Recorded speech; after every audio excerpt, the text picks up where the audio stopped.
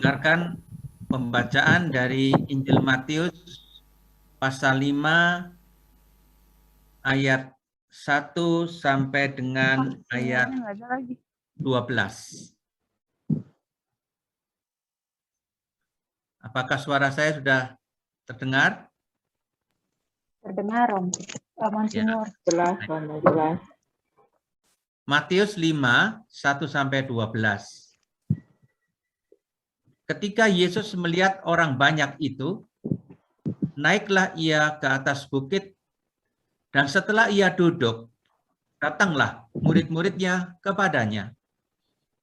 Maka Yesus pun mulai berbicara dan mengajar mereka, katanya, "Berbahagialah orang yang miskin di hadapan Allah, karena merekalah yang empunya kerajaan surga. Berbahagialah orang yang berduka cita, karena mereka akan dihibur. Berbahagialah orang yang lemah lembut, karena mereka akan memiliki bumi. Berbahagialah orang yang lapar dan haus akan kebenaran, karena mereka akan dipuaskan.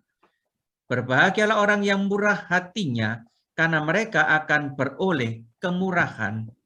Berbahagialah orang yang suci hatinya, karena mereka akan melihat Allah.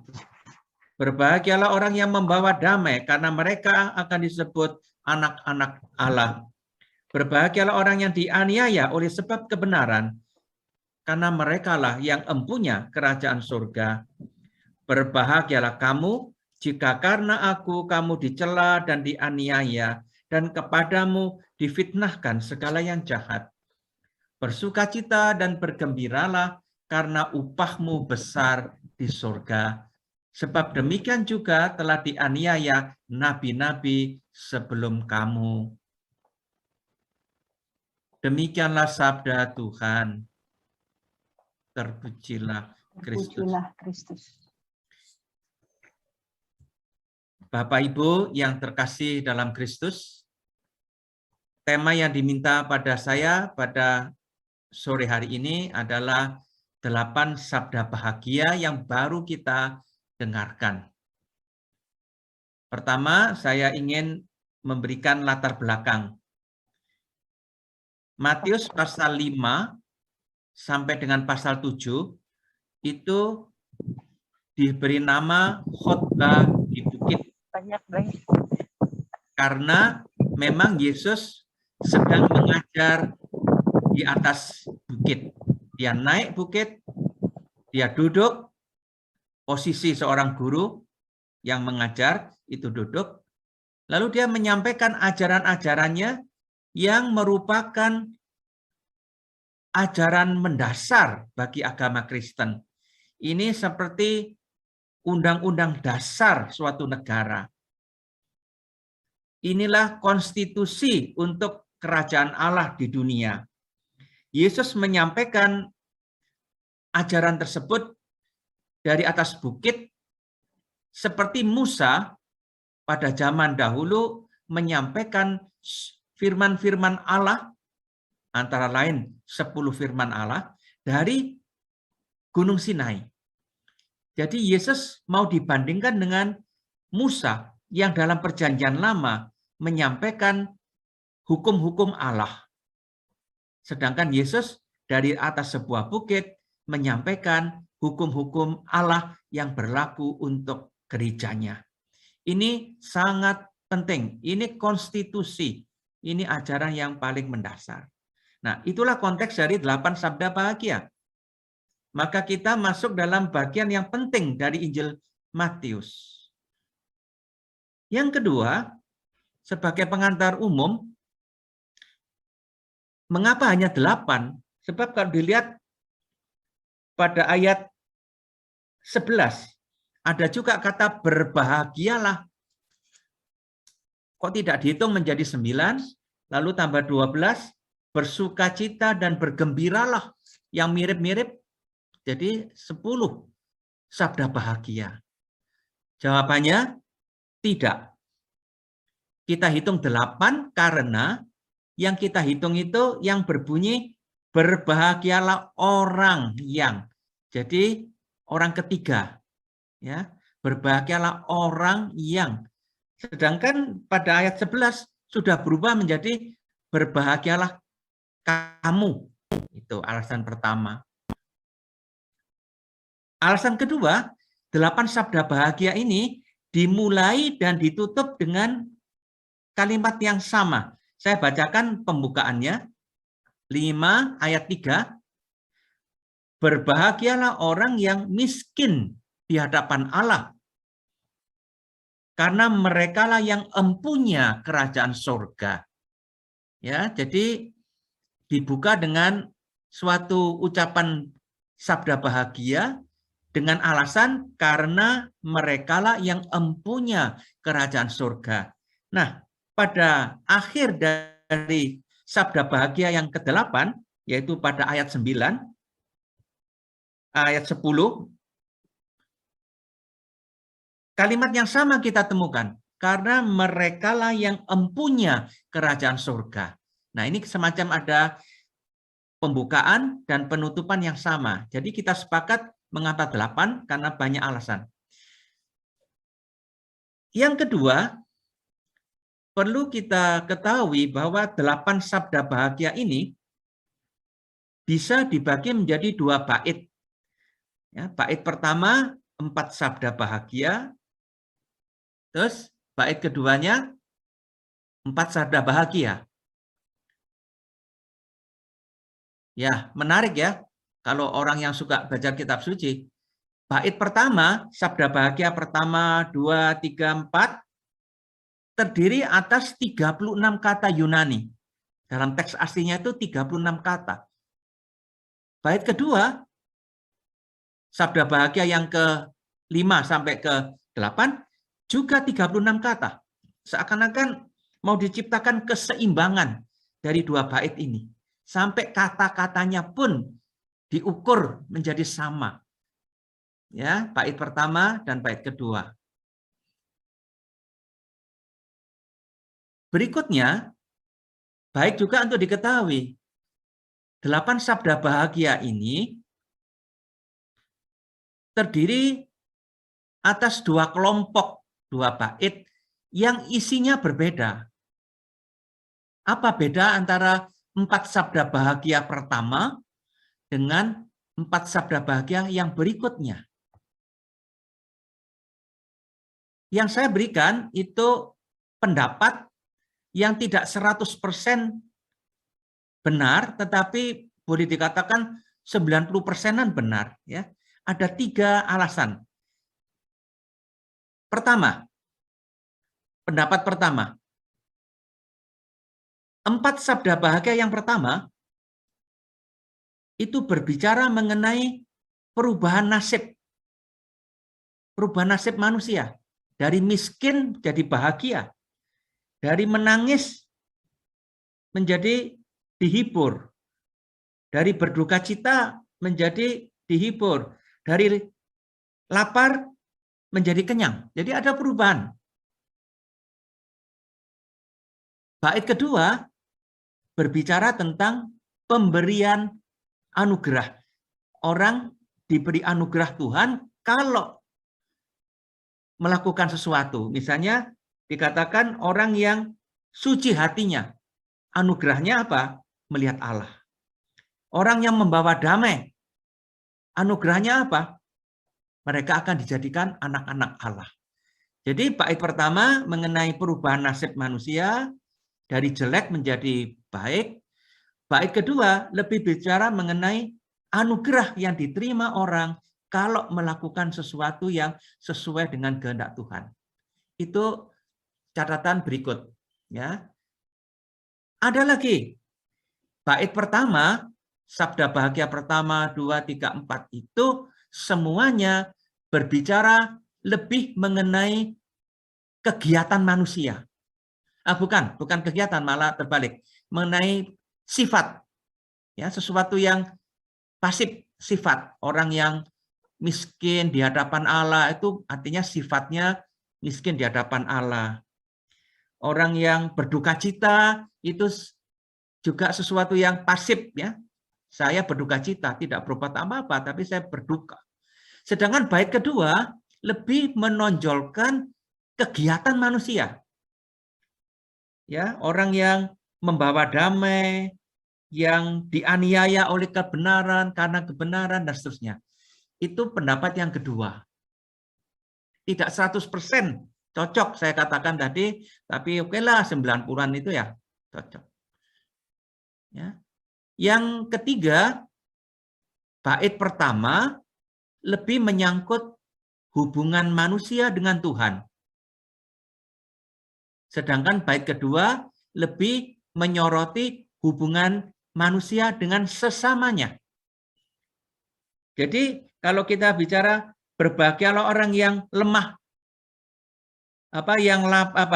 yang murah hati, saya ambil ya contohnya ayat 7. Berbahagialah orang yang murah hati. Murah hati itu suatu perbuatan terhadap sesama. Ya, itulah pembagian dan isi dari masing-masing kelompok. Ada 2 kelompok tadi. Dan ini memudahkan kita untuk menafsir. Kalau kita mengerti dasarnya dulu, mungkin nanti waktu menafsir kita juga bisa menafsir dengan baik. Setelah kita melihat jumlahnya 8, bisa dibagi menjadi 2 kelompok dengan masing-masing ciri dari tiap kelompok. Sekarang saya dengan waktu yang ditentukan 45 menit maksimal akan mencoba menerangkan satu persatu.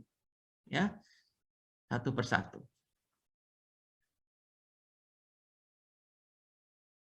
Baik, mari kita dengarkan apa yang diajarkan Yesus sebagai Musa baru yang diutus Tuhan untuk memberikan dasar-dasar hidup orang Kristen. Dia penuh wibawa, dia mengatakan dengan tegas, berbahagialah orang, ya, berbahagialah orang. Ini artinya Yesus menganggap orang yang disebut itu berbahagia.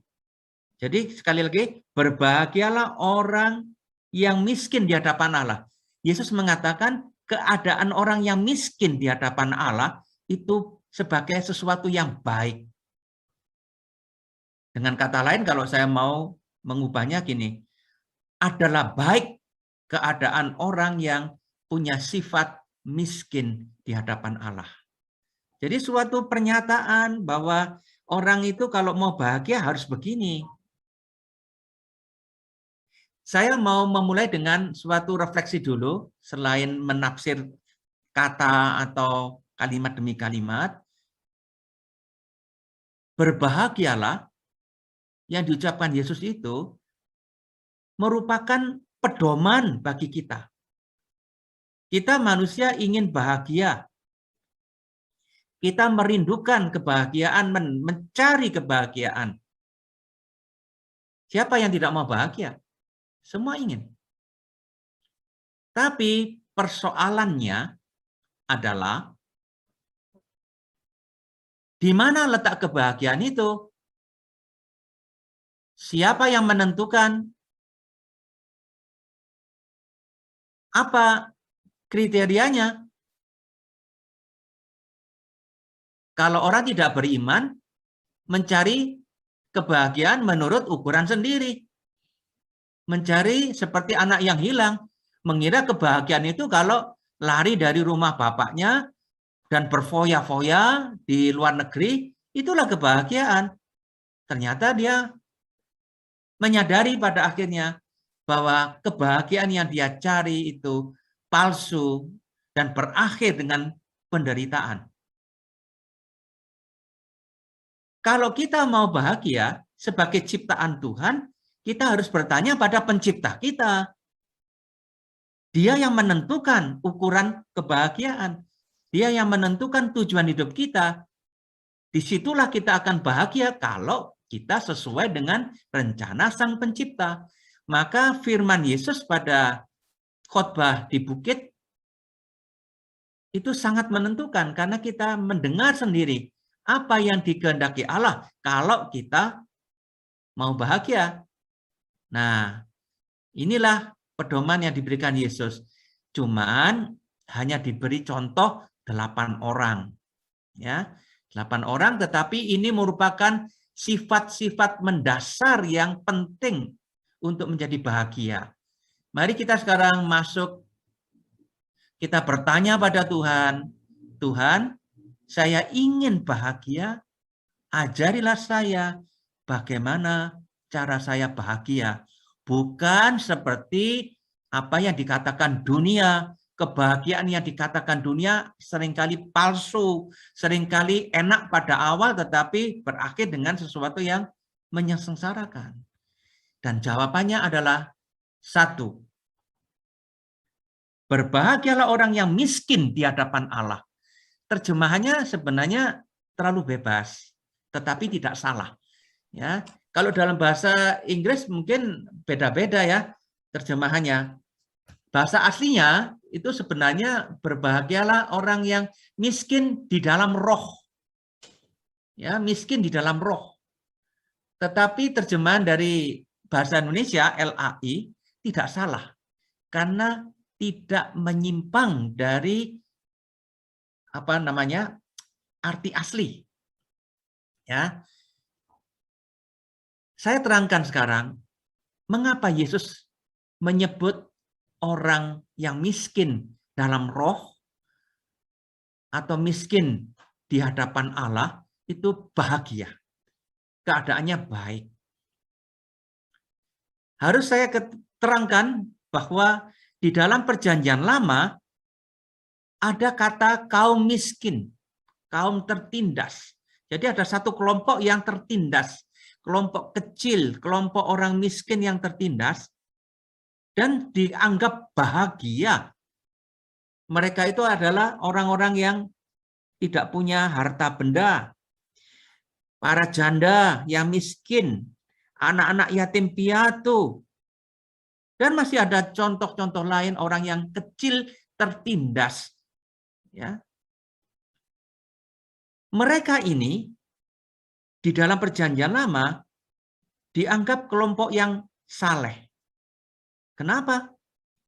Biasanya kalau orang mempunyai problem, kalau orang mempunyai penderitaan, kesulitan, lebih mudah ingat pada Tuhan daripada kalau orang yang sehat, kaya, tidak ada masalah.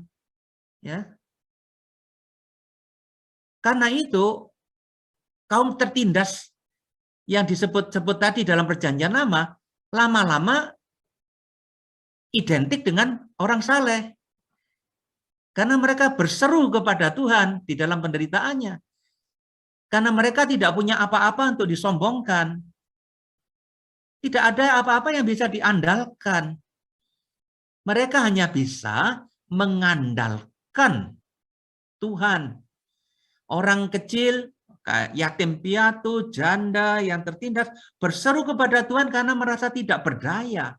Dan mereka merasa hanya Tuhan yang bisa menolong. Itulah yang namanya miskin di depan Tuhan. Orang yang rendah hati, yang tidak mengandalkan diri sendiri, tidak menyombongkan harta, kekuasaan, kedudukan, tetapi pasrah pada Tuhan, karena percaya pada Tuhan ada bantuan dan keselamatan. Nah, inilah kelompok dalam Perjanjian Lama. Karena mereka itu dekat pada Tuhan, saleh, maka mereka menjadi pemilik kerajaan surga. Artinya mereka akan masuk kerajaan surga yang penuh dengan kebahagiaan.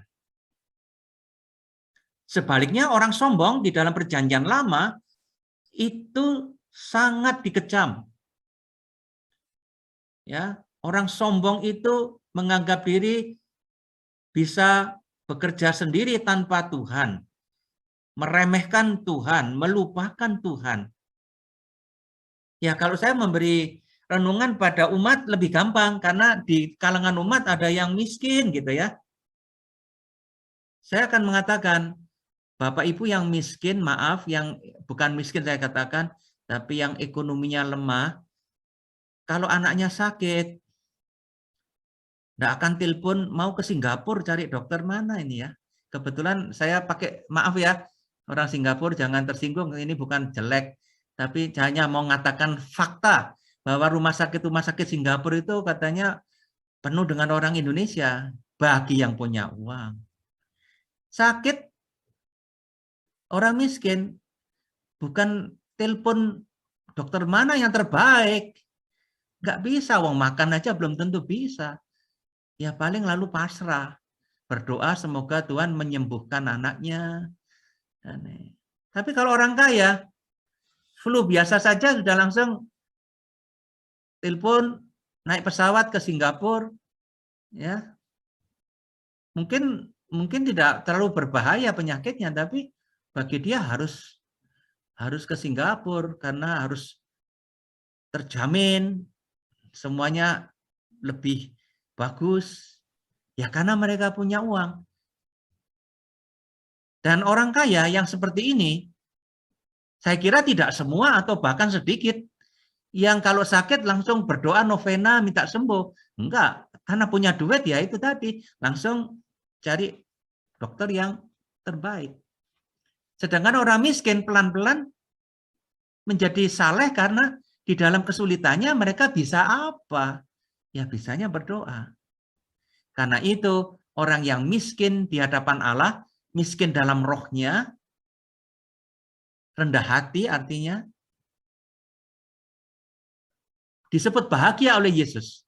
Hanya merekalah yang layak masuk surga.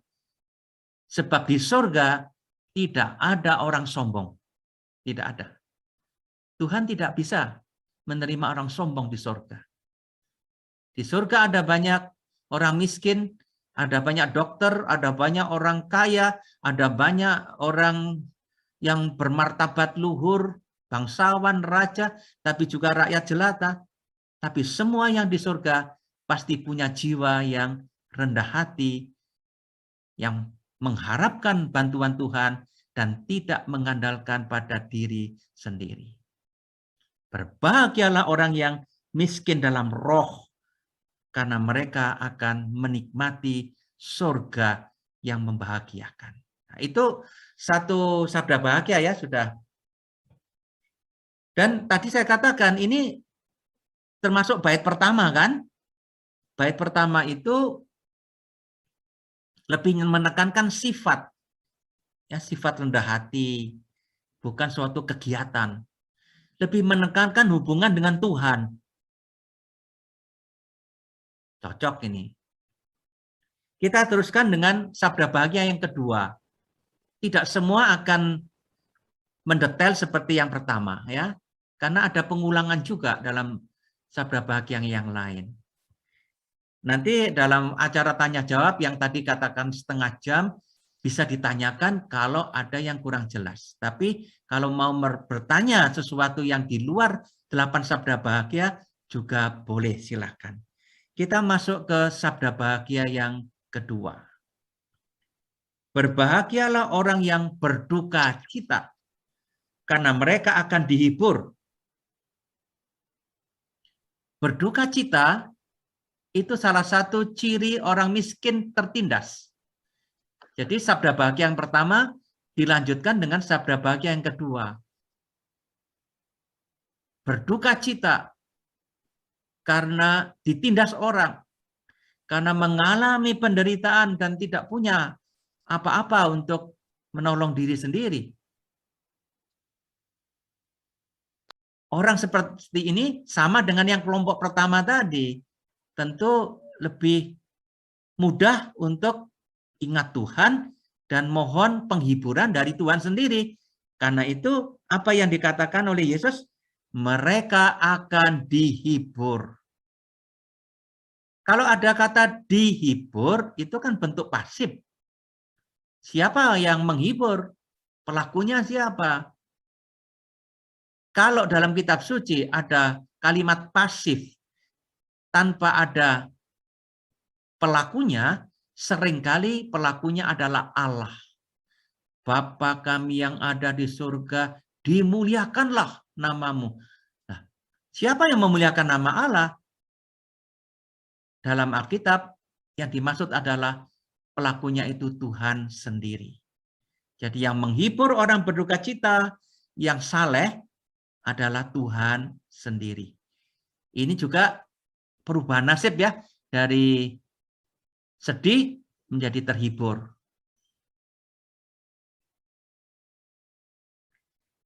Ayat 5, berbahagialah orang yang lemah lembut, karena mereka akan memiliki bumi. Ayat 5 ini berbicara tentang orang yang sama dengan yang pertama. Orang lemah lembut, ya, itu bukan yang dimaksud orang kalau ngomong pelan sekali, ya. Kalau berjalan pelan sekali. Bukan lemah lembut dalam arti itu yang dimaksud. Dalam bahasa aslinya itu kata praise, bahasa Yunaninya itu sebenarnya sama dengan orang yang disebut dalam sabda bagi yang pertama, yaitu orang miskin di hadapan Allah. Orang yang lemah lembut adalah orang yang tidak memakai kekerasan. Ya. Dan karena mereka tidak menggunakan kekuatan sendiri dengan kekerasan, melainkan menyerahkan segalanya kepada Tuhan, mereka akan memiliki bumi. Bapak, Ibu, saudara-saudari, kata memiliki bumi pada zaman Yesus punya arti mewarisi surga. Jadi bumi yang dimaksud bukan dunia kita ini. Mewarisi bumi itu punya arti mewarisi surga, masuk surga. Ya, saya coba membahasakan secara lebih mudah. Orang yang tidak menggunakan kekerasan untuk melawan orang yang menindas, tetapi lebih berserah diri kepada Tuhan, itulah orang yang lemah lembut. Dan karena itu mereka layak masuk surga. Jadi kalau kita balik seperti tadi, orang kaya berbeda dengan orang miskin dalam hati. Sekarang kalau yang lemah lembut, kebalikannya adalah orang yang main kekerasan. Ya, yang menggunakan kekerasan untuk mengubah situasi. Dan Yesus bukanlah orang yang mengajarkan kekerasan.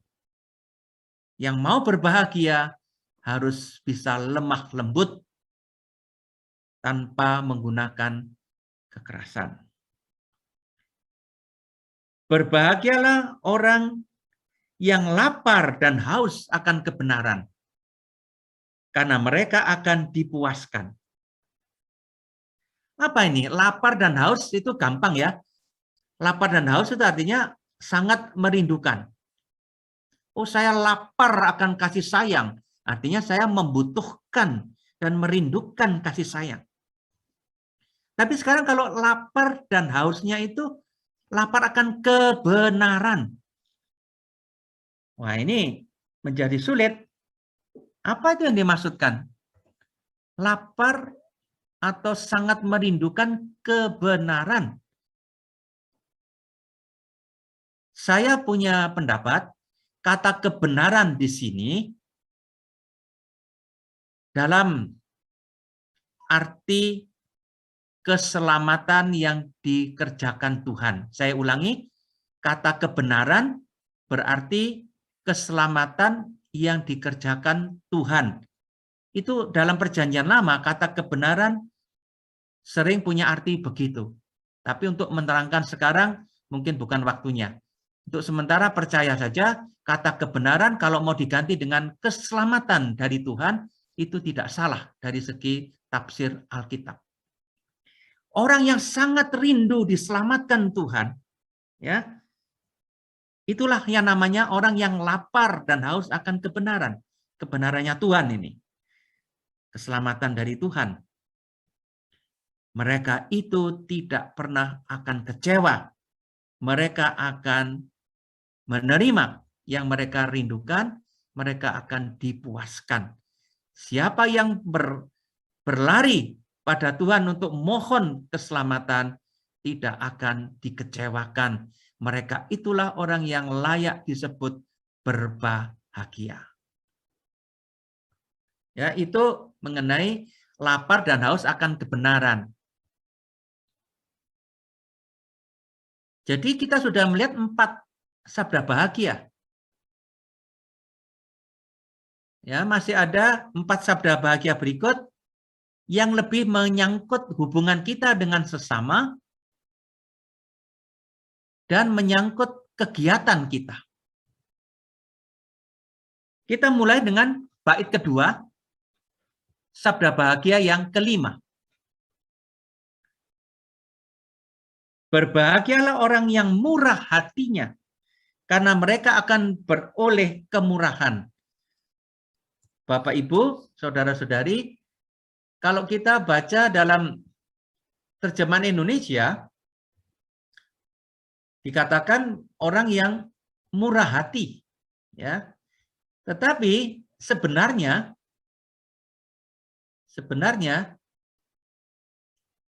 itu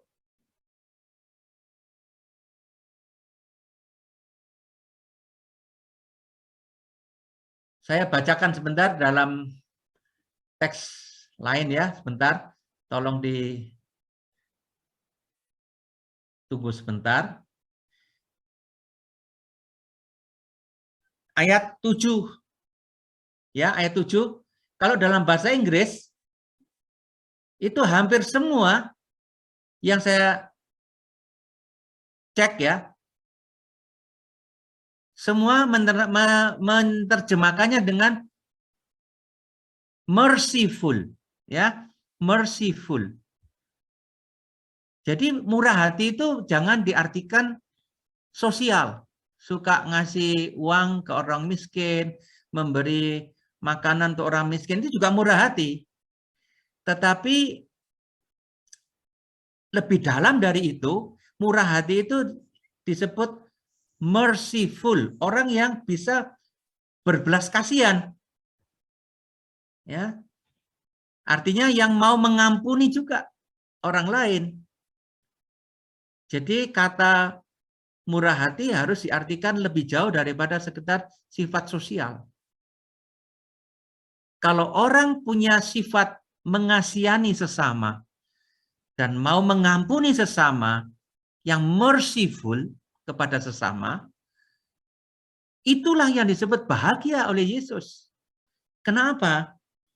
Karena mereka sendiri akan menerima belas kasihan. Kalau saya terjemahkan sesuai dengan bahasa yang sederhana, ya, seperti dalam bahasa Indonesia sehari-hari, berbahagialah orang yang mengasihani orang lain, Allah akan mengasihani mereka juga. Nah, itu artinya bahasa Indonesia sehari-hari menerjemahkannya dengan baik. Maksudnya, bukankah Yesus mengatakan berkali-kali dalam Injil Matius 2-3 kali bahwa orang harus mengampuni sesama supaya Allah mengampuni dosanya. Dan kalau kamu tidak mengampuni dosa sesamamu, Bapamu pun tidak mengampuni dosamu. Itu diajarkan Yesus. Itulah inti dari kata berbahagialah orang yang murah hati, merciful. Sebab Allah juga akan merciful terhadap dia. Sebaliknya, orang yang pendendam, tidak mau menaruh belas kasihan, tidak memberi pengampunan, dan sebagainya, juga tidak diampuni oleh Tuhan. Dan orang yang pendendam, tidak bisa mengampuni, hidupnya tidak bahagia. Saya tahu ada artikel mengenai psikosomatis, penyakit badan yang disebabkan oleh sakit jiwa. Kan seringkali lebih banyak orang sakit itu karena jiwanya sakit, lalu mempengaruhi badannya. Dan katanya kalau dendam itu akibatnya untuk kesehatan manusia itu besar. Termasuk kanker. Penderita kanker juga cukup sering adalah orang yang punya masalah psikologis yang sangat besar dalam hal benci kepada seseorang. Itu menurut suatu artikel ya, saya percaya saja ya, ada kaitan antara penyakit badan dengan penyakit jiwa. Kembali pada sabda bahagia yang diajarkan Yesus, kita masuk ke sabda bahagia berikutnya, ayat 8. Berbahagialah orang yang suci hatinya, karena mereka akan melihat Allah. Suci hatinya, karena mereka akan melihat Allah. Bapak Ibu mungkin langsung berpikir, suci itu, oh, rajin ke gereja, rajin berdoa, tidak menyakiti sesama, tidak memfitnah, dan lain-lain ya. Artinya yang memang artinya arahnya ke situ. Suci hatinya bukan dalam arti orang yang rajin berdoa gitu saja, enggak.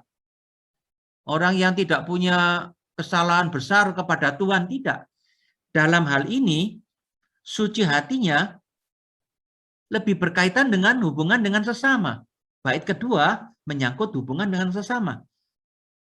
Maka, apa yang dimaksud dengan suci hatinya di sini adalah sifat manusia yang terbuka untuk sesamanya, yang menolong sesamanya, ya.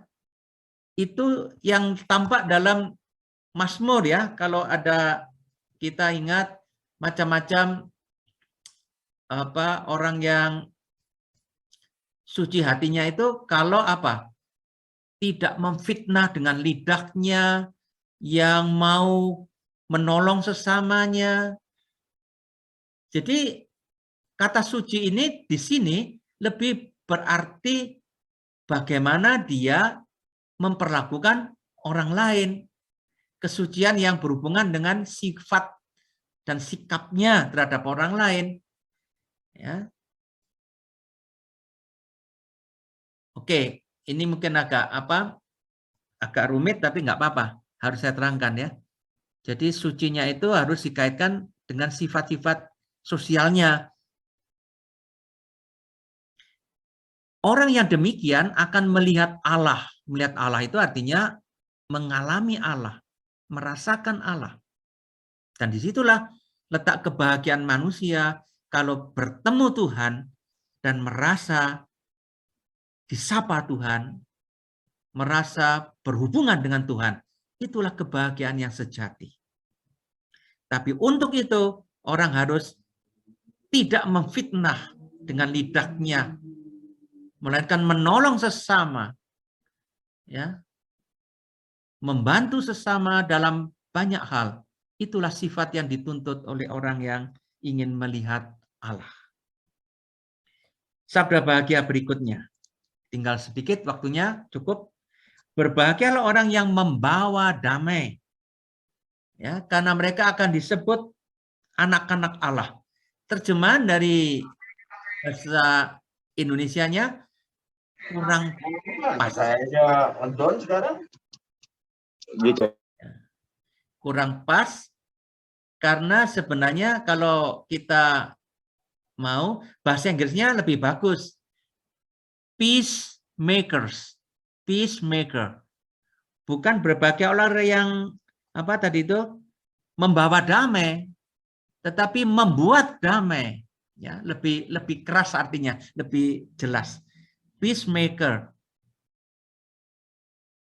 Orang yang tidak menimbulkan pertentangan dan percekcokan dalam kelompok. Orang yang bisa mendamaikan orang yang sedang bertengkar. Orang yang kehadirannya membawa sukacita bagi semua. Dan bukan menjadi troublemaker. Kalau dia datang, langsung bisik-bisik semua. Waduh, dia datang celaka ini, hancur, rusak suasana kita. Ada orang yang kehadirannya tidak menyenangkan, karena dia itu orang sulit, yang menimbulkan seringkali perselisihan. Yesus menganggap orang berbahagia kalau mampu menciptakan damai. Ya, bahasa Inggrisnya sangat jelas, peacemaker. Orang yang demikian itu mirip dengan Allah. Maka mereka itu disebut anak Allah karena mirip sifatnya dengan Allah. Allah itu suka damai, Allah itu menciptakan damai. Maka orang yang suka menciptakan kedamaian itu sungguh mirip Allah. Atau dengan kata kitab suci, bahasa kitab suci adalah anak Allah. Karena sifat orang tua mestinya menurun ke anak. Kalau orang tuanya bertengkar terus di rumah, jangan mengharapkan anaknya itu di luar juga pendamai, suka mendamaikan. Tidak, pasti juga bikin ribut gitu. Kalau orang tua di rumah bikin ribut, anak-anaknya juga suka bikin ribut. Karena anak akan mencontoh orang tua. Dan yang disebut bahagia justru orang yang tidak menciptakan percekcokan, melainkan perdamaian. Terakhir, berbahagialah orang yang dianiaya oleh sebab kebenaran, karena mereka lah yang empunya kerajaan surga.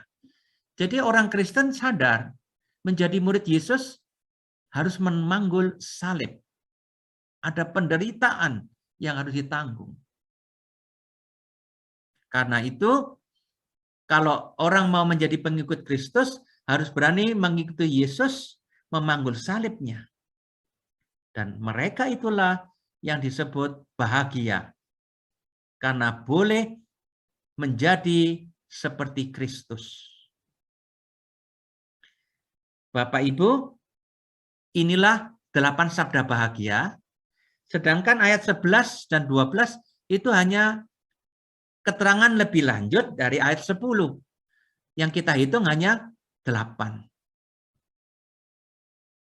Siapa yang menghayati 8 sabda bahagia ini, sungguh layak masuk surga. Itulah yang mau diajarkan dalam 8 sabda bahagia.